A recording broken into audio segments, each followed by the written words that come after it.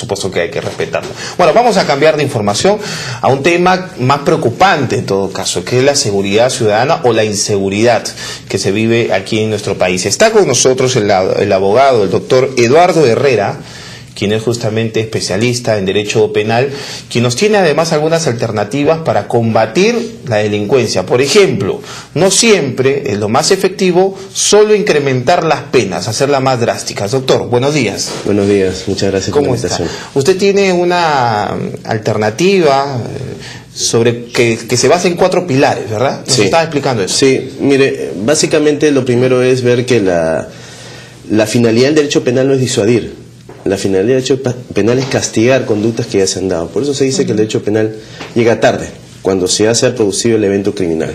Entonces vemos que por ahí no está la solución, porque las penas de nuestro país tradicionalmente se han venido incrementando sucesivamente en varios eventos criminales. Y esto, a la luz de la realidad, no ha cambiado las cosas. Entonces hay que mirar el problema desde otro punto de vista, valga la redundancia. Hay que mirar los orígenes. Primero, ¿por qué existen, por ejemplo, robo de celulares? ¿O por qué existe robo de autopartes? Porque existe un mercado negro y una demanda de gente que compra estos autopartes. Todos sabemos dónde está, no es muy difícil ubicarlos. Segundo, no existe educación, porque la gente ve que la ley existe, no se aplica, o se aplica a ciertos casos, entonces la ley viene a ser una frase sin sentido y que no es respetada por nadie. Entonces vemos beneficios penitenciarios que son altamente tomables o corrompibles y la gente da un mensaje, recibe un mensaje equivocado, es un mensaje de educación ciudadana. Tercero, hay que crear oportunidades, porque el delincuente es producto de una carencia de oportunidades de trabajo y esto lo lleva, en algunos casos, a delinquir. Entonces la gente, la población ve, no hay oportunidades, ¿cómo llego recursos alimentarios en mi casa? Pues tengo que robar. Y finalmente, lo más grave de todo, lo más preocupante es el manejo de los penales.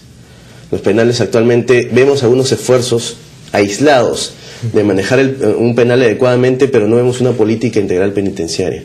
Que no basta solamente con construir penales, basta con también pagar adecuadamente a los funcionarios del INPE, que es la gente que cuida a los presos. Claro, para evitar la corrupción. Para evitar la corrupción. Es una gente que paga 800 soles. ¿Cómo se le puede pedir que no sea corrupta? Más allá de los valores morales, no justifico la corrupción, pero definitivamente hay un incentivo y la gente tiene que comer. Con 800 soles no se puede. Bueno, si hablamos de no elevar las penas en todo caso, ¿cuál sería la solución? Porque acá usted nos habla de 4 valores, evidentemente conciencia ciudadana, oportunidad de trabajo, que no son cosas que se van a conseguir tan fácilmente debido a la situación que vivimos en el país. Entonces, y por ejemplo, la política integral penitenciaria, efectivamente hay que subirle los sueldos, no solo a las personas que trabajan en el INPE, también tiene que haber una buena política de resocialización de los presos, y etcétera. Entonces, digamos que eso es lo macro. ¿Cómo aterrizamos todas estas ideas? Lo primero, yo creo, el primer punto que hay que tomar, los 2 primeros puntos que hay que tomar en estos 4 pilares son desincentivar los mercados negros, algo que se puede hacer inmediatamente, en trabajo coordinado entre la policía y las autoridades. San Jacinto, El Hueco, las Malvinas, todo donde se compran cosas robadas. ¿Y allí usted cree que es responsabilidad de los municipios? Exactamente, compartida con la policía, porque la policía tampoco se da abasto a eso. Entonces vemos en todos los semáforos. Entonces, porque la gente compra y eso se actúa impunemente. Y segundo, la segunda acción inmediata es los penales.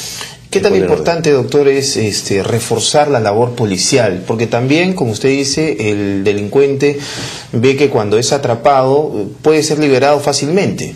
Actualmente me parece que robar un celular ni siquiera es considerado delito, porque tiene que llegar a un tope, ¿verdad? Un tope de un monto, me refiero. La otra vez escuché a un congresista que decía eso. No es cierto. No es cierto. El robo, no importa el monto del bien, porque se utiliza violencia y amenaza. El hurto es el que tiene que ver el monto del bien. El robo, cuando es utilizado la violencia, no importa el monto. Entonces, ¿qué sucede? Si me arrebatan el celular. Si me arrebatan o me golpean o me quitan la cartera, es un robo, ¿no? Lo que sucede es que el delincuente, antes de delinquir, hace un análisis costo-beneficio muy rápido, muy primitivo. Entonces dicen, ok, yo robo, primero que me atrapen. Segundo, puedo salir en la policía, puedo salir en la fiscalía, puedo salir en la policía, hasta que me condenen, beneficios penitenciarios. Entonces tiene hasta 5 o 6 barreras para poder salir. Entonces dice, bueno, sí, sale a cuenta y robo. Y corre el riesgo, y eso es lo que está pasando. Entonces, efectivamente vemos cuál es el problema, las instituciones que administran justicia, desde la policía hasta el Poder Judicial. Dígame, doctor, ¿hay alguna pena para alguna autoridad que, por ejemplo, dé licencia a un establecimiento que sabe que vende, por ejemplo, CDs piratas? Bueno, sí, Porque, o sea, habría que ver cómo me dio la licencia, ¿no? Si hubo un acto de corrupción o si hubo un acto de negligencia, porque puede haber sido que la autoridad recibió dinero para esa licencia, o puede haber pasado que se le pasó, ¿no? Que no verificó que era un establecimiento ilegal. Claro, ahí vamos a un tema de imprudencia. La imprudencia no existe en esa figura delictiva en el Código Penal, pero sí la corrupción. Entonces, habría que analizar cuál es el caso concreto. Dudo mucho que haya una imprudencia, ¿no? Porque debería de ser muy grueso el error, ¿no?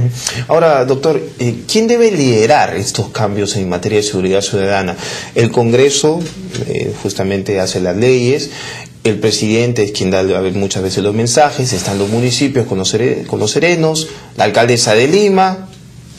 Yo creo que tiene que ser una labor coordinada, pero coordinada de verdad, ¿no? Porque vemos cada esfuerzo separado. Cada uno se va por su lado, tiene que ser la municipalidad, las municipalidades distritales, la metropolitana, la policía, entiéndase el Ministerio Interior, Poder Judicial, Ministerio Público. Bien. Son entidades que tienen que estar coordinadas en esto, ¿no? Muchas gracias, doctor. Muchísimas gracias por haber. Gracias. Bueno, estuvo con nosotros el doctor Eduardo Herrera, quien es abogado penalista, conversando de temas muy interesantes y además algunas iniciativas, ¿verdad?, para poder justamente ir resolviendo poco a poco el tema de la inseguridad. Claro, de repente hay cosas que podemos trabajarlas rápidamente o la autoridad puede ejecutarlas rápidamente, como es, por ejemplo, combatir este tema de los mercados negros, ¿no? Sí, es algo muy interesante porque hay en algunos casos que los propios municipios son los que dan las licencias a estos locales increíblemente, como ocurre por ejemplo en San Jacinto. Vamos a ir a una pausa, vamos a revisar además el gran resumen de noticias. Bueno, antes una nota más.